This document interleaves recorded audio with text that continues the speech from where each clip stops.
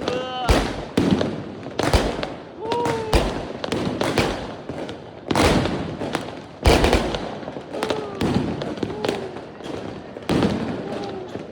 Hả? Ông có cậu tưng tưng kìa.